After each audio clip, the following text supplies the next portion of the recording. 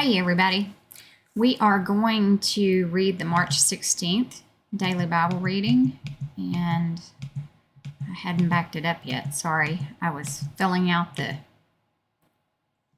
thing on the description on the YouTube video. So we're going to be starting in Numbers 29 verse 1, and I'm just going to get right into this.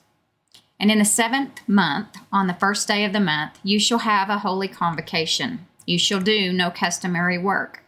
For you it is a day of blowing the trumpets. You shall offer a burnt offering as a sweet aroma to the Lord, 1 young bull, 1 ram, and 7 lambs in their first year, without blemish. Their grain offering shall be fine flour mixed with oil, 3/10 of an ephah for the bull, 2/10 for the ram, and 1/10 for each of the 7 lambs. Also 1 kid of the goats as a sin offering to make atonement for you.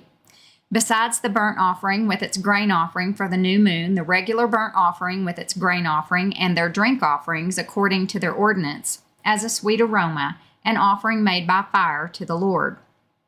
On the 10th day of this 7th month, you shall have a holy convocation. You shall afflict your souls. You shall not do any work. You shall present a burnt offering to the Lord as a sweet aroma, 1 young bull, 1 ram, and 7 lambs in their first year. Be sure they are without blemish. Their grain offering shall be of fine flour mixed with oil, 3/10 of an ephah for the bull, 2/10 for the 1 ram, and 1/10 for each of the 7 lambs. Also 1 kid of the goats as a sin offering. Besides the sin offering for atonement, the regular burnt offering with its grain offering and their drink offerings. On the 15th day of the 7th month, you shall have a holy convocation. You shall do no customary work, and you shall keep a feast to the Lord for 7 days. You shall present a burnt offering, an offering made by fire as a sweet aroma to the Lord, 13 young bulls, 2 rams, and 14 lambs in their first year. They shall be without blemish. Their grain offering shall be of fine flour mixed with oil, 3/10 of an ephah for each of the 13 bulls, 2/10 for each of the rams, and 1/10 for each of the 14 lambs. Also 1 kid of the goats as a sin offering. Besides the regular burnt offering, its grain offering, and its drink offering. On the 2nd day, present 12 young bulls, 2 rams, 14 lambs in their first year, without blemish, and their grain offering and their drink offerings for the bulls, for the rams, and for the lambs, by their number according to the ordinance. Also 1 kid of the goats as a sin offering, besides the regular burnt offering with its grain offering and their drink offerings. On the 3rd day, present 11 bulls, 2 rams, 14 lambs in their first year without blemish, and their grain offering and their drink offerings for the bulls, for the rams, and for the lambs, by their number according to the ordinance.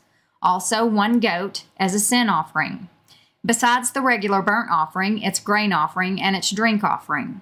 On the 4th day, present 10 bulls, 2 rams, and 14 lambs in their first year without blemish, and their grain offering and their drink offerings for the bulls, for the rams, and for the lambs, by their number according to the ordinance.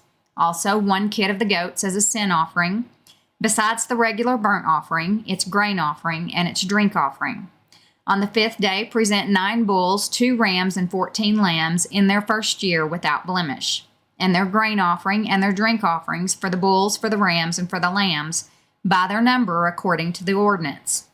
Also 1 goat as a sin offering, besides the regular burnt offering, its grain offering, and its drink offering. On the 6th day, present 8 bulls, 2 rams, and 14 lambs in their first year without blemish, and their grain offering and their drink offerings for the bulls, for the rams, and for the lambs, by their number according to the ordinance. Also 1 goat as a sin offering, besides the regular burnt offering, its grain offering, and its drink offering. On the 7th day, present 7 bulls, 2 rams, and 14 lambs in their first year without blemish, and their grain offering and their drink offerings for the bulls, for the rams, and for the lambs, by their number according to the ordinance. Also 1 goat as a sin offering, besides the regular burnt offering, its grain offering, and its drink offering. On the 8th day, you shall have a sacred assembly. You shall do no customary work. You shall present a burnt offering, an offering made by fire as a sweet aroma to the Lord, 1 bull, 1 ram, 7 lambs in their first year without blemish, and their grain offering and their drink offerings for the bull, for the ram, and for the lambs, by their number according to the ordinance. Also 1 goat as a sin offering, besides the regular burnt offering, its grain offering, and its drink offering. These you shall present to the Lord at your appointed feast, besides your vowed offerings and your freewill offerings, as your burnt offerings and your grain offerings, as your drink offerings and your peace offerings. So Moses told the children of Israel everything, just as the Lord commanded Moses. Then Moses spoke to the heads of the tribes concerning the children of Israel, saying, This is the thing which the Lord has commanded. If a man makes a vow to the Lord or swears an oath to bind himself by some agreement, he shall not break his word. He shall do according to all that proceeds out of his mouth. That kind of goes along with that law of seed time and harvest, that what comes out of our mouth happens. It says, if a man makes a vow to the Lord or swears an oath to bind himself by some agreement, he shall not break his word. He shall do according to all that proceeds out of his mouth. All through the word of God, we get told that what we say is important. In Proverbs, it says everything that comes out of our mouth is either life or death. Let's go to verse 3. Or if a woman makes a vow to the Lord and binds herself by some agreement while in her father's house in her youth, and her father hears her vow, and the agreement by which she has bound herself, and her father holds his peace, then all her vows shall stand, and every agreement with which she has bound herself shall stand. But if her father overrules her on the day that he hears, then none of her vows nor her agreements by which she has bound herself shall stand, and the Lord will release her, because her father overruled her. If indeed she takes a husband, while bound by her words, or by a rash utterance from her lips by which she bound herself. Did you hear that? By a rash utterance from her lips by which she bound herself. And her husband hears it, and makes no response to her on the day that he hears, then her vows shall stand, and her agreements by which she bound herself shall stand. But if her husband overrules her on the day that he hears it, he shall make void her vow which she took and what she uttered with her lips, by which she bound herself, and the Lord will release her. Also any vow of a widow or a divorced woman by which she has bound herself shall stand against her. If she vowed in her husband's house or bound herself by an agreement with an oath, and her husband heard it and made no response to her and did not overrule her, then all her vows shall stand, and every agreement by which she bound herself shall stand. But if her husband truly made them void on the day he heard them, then whatever proceeded from her lips concerning her vows or concerning the agreement binding her, it shall not stand. Her husband has made them void, and the Lord will release her. Every vow and every binding oath to afflict her soul, her husband may confirm it, or her husband may make it void. Now, if her husband makes no response whatever to her from day to day, then he confirms all her vows or all the agreements that bind her. He confirms them, because he made no response to her on the day that he heard them. But if he does make them void after he has heard them, then he shall bear her guilt. These are the statutes which the Lord commanded Moses, between a man and his wife, and between a father and his daughter in her youth, in her father's house. Now we're going to go to Psalm 34, verses 15 through 22. The eyes of the Lord are on the righteous, and his ears are open to their cry. The face of the Lord is against those who do evil, to cut off the remembrance of them from the earth. The righteous cry out, and the Lord hears, and delivers them out of all their troubles. The Lord is near to those who have a broken heart, and saves such as have a contrite spirit. A broken heart, a contrite spirit. These are graphic idioms that describe dependent disciples, which is what we should be. We should all be dependent disciples. Many are the afflictions of the righteous, but the Lord delivers him out of them all. He guards all his bones, not one of them is broken. Evil shall slay the wicked, and those who hate the righteous shall be condemned. The Lord redeems the soul of his servants, and none of those who trust in him shall be redeemed. The Lord redeems the soul of his servants, and none of those who trust in him shall be redeemed.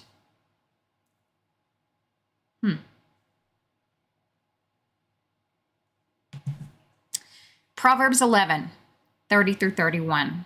The fruit of the righteous is a tree of life, and he who wins souls is wise.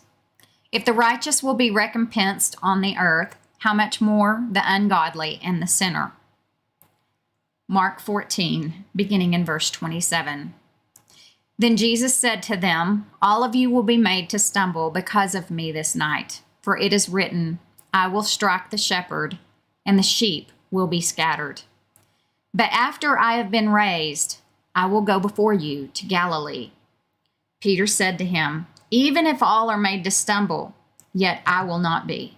Jesus said to him, assuredly I say to you that today, even this night, before the rooster crows twice, you will deny me 3 times.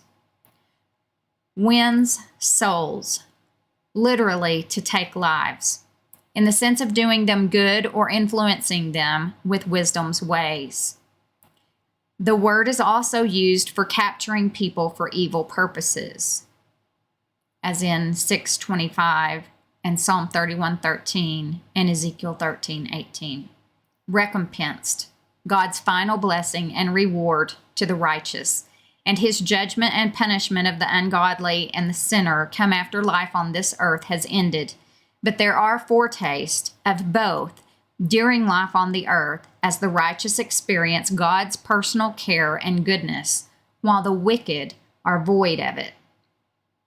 Verse 31, but he spoke more vehemently, if I have to die with you, I will not deny you. And they all said likewise. Then they came to a place which was named Gethsemane. And he said to his disciples, sit here while I pray. And he took Peter, James, and John with him, and he began to be troubled and deeply distressed. Then he said to them, my soul is exceedingly sorrowful, even to death. Stay here and watch. He went a little farther and fell on the ground and prayed that if it were possible, the hour might pass from him. And he said, Abba, Father, all things are possible for you. Take this cup away from me. Nevertheless, not what I will, but what you will. Then he came and found them sleeping and said to Peter, Simon, are you sleeping? Could you not watch 1 hour? Watch and pray, lest you enter into temptation. The spirit indeed is willing, but the flesh is weak.